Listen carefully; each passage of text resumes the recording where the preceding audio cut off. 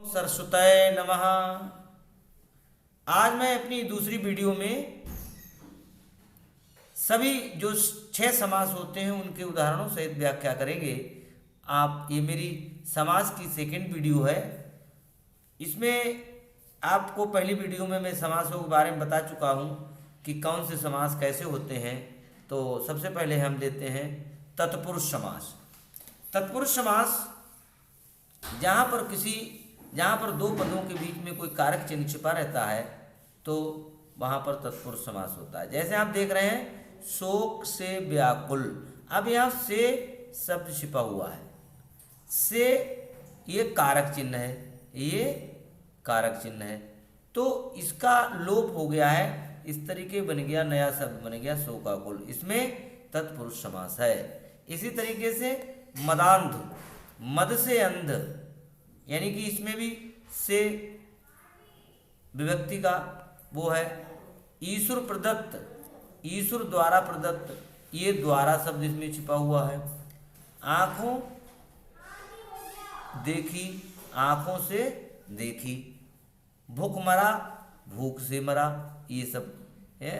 स्वयं द्वारा स्वरचित, इस तरीके से घर को आया हुआ, ग्रहागत, तुलसी द्वारा कृत, ये सब कारक चिन्ह जहाँ छिपे होते हैं वहाँ पर तत्पुरुष समास होता है। तत्पुरुष समास में दोनों पद गौड़ होते हैं। तो तत्पुरुष समास में पहला पद गौड़ होता है और द्वितीय पद प्रधान होता है। पूर्व प्रधान, पूर्व पद गौड़ और उत्तर पद प्रधान। बाद वाला, उत्तर माने बाद वाला और पूर्व पद पहले वाला। तो जैसे मरणासन्न, मरने को पहुंचा, तो यहाँ पर आसन और मरणासन, मरने को पहुंचा। ग्राम को गया, ग्रामगत। अतिथि को अर्पण, अतिथि अर्पण। सबको प्रिय, सबको प्रिय। ग्रह कट, जेब को काटने वाला, जनता को प्रिय, इस तरीके से। पुण्य के लिए दान, भय से भीत, वायुवान, वायु में चलने वाला यार। समय अनुसार, समय के अनुसार। मताधिकार, मत का अधिकार। देवों काल, देवालय। जीवन का दान, जीवन दान। श्रम का दान, श्रम दान, इस तरीके से। जीवन साथी, जीवन का साथी। लक्ष्य से भ्रष्ट, धर्म विमुख, धर्म से विमुख। गुणहीन, गुण से हीन। पथ से भ्रष्ट, डाक के लिए गाड़ी, व्यायाम के लिए शाला, व्यायामशाला। इनमें तत्पुरुष समास है। तत्पुरुष समास आप राष्ट्रपति,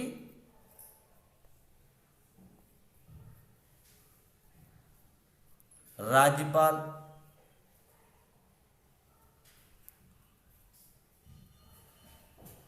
इनमें भी राज्य का पाल, राष्ट्र का पति, इसमें भी तत्पुरुष समास है। का विभक्ति का लोप है। कर्मधारय समास। अब मैं कर्मधारय समास की पहले भी व्याख्या कर चुका हूं। इसमें कर्मधारय समास में पहला पद विशेषण होता है, पहला पद विशेषण होता है। द्वितीय पद उपमाय या उपमेय होता है, पहला पद उपमेय होता है या उपमान होता है। दो तरीके के होते हैं। तो ये देखना है कि जिसका पहला पद विशेषण हो, किसी चीज की विशेषता बताने वाला हो, तो यहाँ पर मधु मदन, मधु के समान मदन, ठीक है। वज्रांग, वज्र के समान अंग है। तो देखिए अंगों की विशेषता क्या है यहाँ पर, वज्र। तो जहाँ पर पहला पद विशेषण या विशेषता बताने वाला हो वहाँ पर कर्मधारय समास होता है। दंत मुक्त, दंत मुक्ता, मोती जैसे दांत। हेमलता, हेम की लता के समान, सोने की लता के समान है। मीनाक्षी, मछली के समान आंखों वाली। आंखें कैसी हैं यहाँ, मछली की तरह हैं, यानी आंखों की विशेषता मछली की आंखों की तरह बताए। कुसुम, कुसुम सा कोमल। कठपुतली, पुतली का है कि ये काठ की। गुरु भाई, गुरु के संबंध से भाई। बैलगाड़ी, बैलों द्वारा खींचे जाने वाली गाड़ी, गाड़ी कैसी है, बैलों द्वारा। वचनामृत, वचन रूपी अमृत, इस तरीके से ये। कमल नयन, कमल के समान नयन। पीतांबर, पीली रंग का अंबर वस्त्र। सैठ है जो जन, सज्जन, सतजन, घन श्याम, घन के समान श्याम। कर कमल, कमल के समान हाथ, यानी कि यहाँ पर हाथों की विशेषता क्या है? कमल जैसी। कैसी? कमल जैसी। तो जहाँ पर पहला पद विशेषण होता है, पहला पद विशेषण, ये ध्यान रखने की जरूरत है, विशेषण हो वहाँ पर कर्मधारय समास, कर्मधारय, कर्मधारय समास होता है, ये है। अगला है अव्ययी भाव समास। अव्ययी भाव समास को पहचानने की सबसे बढ़िया विधि है कि पहला पद अव्यय, पहला पद अव्यय, पहला पद अव्यय। अव्यय जानते हो, अव्यय पढ़ लेना, मैं वीडियो बनाऊंगा, अव्यय पढ़ लेना बाद के। समस्त पद शब्द समास विग्रह, हाथों ही हाथ, हाथों ही हाथ है, ये इथा, ये देखिए इसमें जो इथा है वो अव्यय है। क्या है? अव्यय। तो पहला पद अव्यय है, अव्ययी भाव समास। प्रत्यव्यय है, इथा अव्यय है, आव्यय है, ये सब। प्रतिवर्ष में अव्यय है, आमरण में आव्यय है, प्रत्यव्यय है। दिनों दिन है, बीचों बीच, आजीवन, इथानियम, वे काम वे अव्यय है, रातों रात, इथोक्त, इथोचित, ये सब। जहाँ पर पहला पद अव्यय होता है वहाँ पर अव्ययी भाव समास होता है, ये ध्यान रखने की जरूरत है। अव्ययी भाव मैं बता चुका हूँ, समास दो पदों का मेल होता है, ठीक है। संधि दो स्वरों का मेल होता है, संधि दो स्वरों के हिसाब से मिलती है, और समास दो पदों के हिसाब से मिलते हैं। उनके बीच की कोई विभक्ति या शब्द का लोप हो जाता है जब समास करते हैं। अब जब उसका विग्रह करते हैं तो वो विभक्ति को लिखना पड़ता है, ये होता है। तो इस तरीके से ये अव्ययी भाव समास हो गया। द्विगु समास को पहचानने की सबसे बड़ी विधि है कि पहला ही शब्द द्विगु है। ये द्विगु माने दो होता है, जहाँ पर संख्यावाचक शब्द आ जाए, जहाँ पर पहला पद, पहला पद, पहला पद संख्यावाचक, जिसमें गिनती आ जाए कहीं से, हैं, तो वहाँ पर अब आपका द्विगु समास होता है। द्विगु समास का मतलब होता है जहाँ पर पहला पद संख्यावाचक विशेषण हो। जैसे यहाँ रत्नों की विशेषता क्या है? नवरत्न है।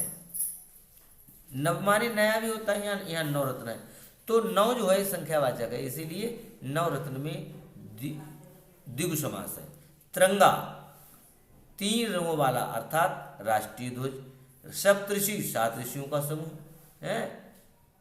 सप्ताह, 7 दिनों का समूह। चौराहा, 4 राहों का क्षेत्र जहाँ पर समूह समारोह हो जाए। 9 ग्रहों का समूह। 5 नदियों का समूह। शताब्दी, 100 वर्षों का समूह है। चौगुनी, 4 गुनी। 5 तत्वों का समूह है। त्रिफला, 3 फलों का समूह। पंचतत्व, 5 तत्वों का समूह। त्रिभुवन, 3 भवनों का समूह। 3 लोकों का समूह है। पंचामृत, 5 अमृतों का समूह। इस तरीके से यहाँ पर मैं और 2 शब्द दे रहा हूँ, जैसे आप दो राहा, दो राहा, इसमें है देवर, इसमें और पसेरी एक शब्द होता है, ये ज़्यादा पूछा जाता है, ये पसेरी। इनमें कमेंट करके लिखिए इनमें कौन सा समास है। देवर, दोराहा, पसेरी, इस तरीके से ये कमेंट में बताइए। द्वंद्व समास के उदाहरण। द्वंद्व माने होता है जहाँ पर असमंजस की कोई स्थिति हो जाए, माने दोनों, यहाँ द्वंद्व समास में दोनों पद प्रधान होते हैं, दोनों पद प्रधान होते हैं, बता चुका हूँ पहली वीडियो में, देख लीजिए उसको। समस्त पद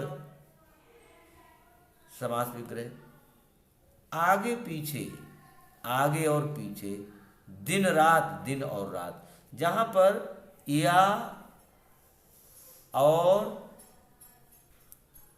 या अथवा, ये शब्द जहाँ पर हों वहाँ पर द्वंद्व समास होगा। दो पदों के बीच में या और अथवा। जब हम इन समास करते हैं तो इनको जोड़ देते हैं और बीच में एक डैश का निशान लगा देते हैं। ये जैसे डैश लगा हुआ देखिए आप हर में। तन मन धन, तन मन और धन, ये देखिए तन और मन और धन नहीं हुआ, एक की जगह होगा, दो शब्द पहले होंगे ये बाद के होगा, तन मन धन। इस तरीके से रात दिन, देश विदेश, देश विदेश, दूध दही, दूध और दही, आटा दाल, आटा और दाल, हानि लाभ, उल्टा सीधा, जन्म मरण, धर्म अधर्म, स्वर्ग नर्क, यश अपयश, अमीर गरीब, पाप पुण्य, पापा पाप एक शब्द, पापा पाप, ये पाप और अपाप है। इसमें भी लाभा लाभ, लाभा लाभ, लाभा लाभ, लाभ लाभ, लाभ और अलाभ, पाप और अपाप। इस तरीके से कभी कभी द्विगु समास, द्वंद्व समास जो है इसमें भी होता है। संख्यावाचक जैसे हो जाए, मान लीजिए कोई अगर कहे 25 तो 20 और 5 25, 20 और 5 25, ये इसमें भी द्वंद्व समास होता है। संख्या होते हुए भी द्वंद्व समास होगा क्योंकि और होता है। बहुब्रीहि समास के उदाहरण इसमें देखिए आप। पीतांबर, पीला है अंबर जिसका, अर्थात कृष्ण भगवान। विषधर, विष को धारण करने वाले शंकर जी। मृत्युंजय, मृत्यु को जीतने वाला। दिगंबर, दिशाई अंबर जिसका, चौमासा 4 मासा है जिसमें। पंकज, कीचड़ में जन्मने वाला। अल्प बुद्धि जिसकी 4 मुख वाला। मृग के समान नैनों वाली, चक्र धारण करने वाली विष्णु। निशा रात्रि, रात्रि में 3 आँखों लोचन वाला, लंबी भुजाओं वाला, 4 हैं भुजाएं जिनकी, अर्थात ब्रह्मा जी। नीला है कंठ जिनका, अर्थात शिव जी। तपोधन, जहाँ पर 2 पद होते हैं, दोनों पद गौड़ होते हैं लेकिन जब अर्थ करते हैं तो तीसरा पद प्रधान होता है। जैसे नीलकंठ में नील प्लस कंठ, यहाँ पर नीला है कंठ, नीलकंठ, तो यहाँ पर शंकर जी के लिए है। नीला भी गौड़ है और कंठ भी गौड़ है। तीसरा क्या है, शिव, ये प्रधान है। जहाँ पर दोनों पद अप्रधान होते हैं, गौड़ होते हैं, पूर्व पद कंठ, उत्तर पद मतलब पहले वाला और बाद वाला दोनों गौड़ होते हैं, दोनों अप्रधान होते, प्रधान नहीं होते हैं, वहाँ तीसरा पद प्रधान होता है। तो ऐसी जगह पर बहुब्रीहि समास होता है। अब इसकी और भी वीडियो बनाएंगे तो उस पर ध्यान दीजिए। ये मेरी समास पर द्वितीय वीडियो है, विस्तृत रूप से इससे पहले वाली फर्स्ट वीडियो है जिसमें मैंने एक एक शब्द को दिया है। इसके बाद समास की कठिन प्रश्नोत्तर वाली जो परीक्षा में अधिकतर उपयोगी होती है उनको मैं बनाऊंगा। धन्यवाद। इस वीडियो को सब्सक्राइब करें, मेरे चैनल को एक्लैब स्टडी टारगेट को सब्सक्राइब करें, बेल आइकन को दबाएं, अधिक से अधिक शेयर करें जिससे लोगों को लाभ हो सके। कहीं कोई कमी हो तो कमेंट में लिखें, उसको मैं दुरुस्त कर दूंगा, वो सही हो जाएगा। धन्यवाद।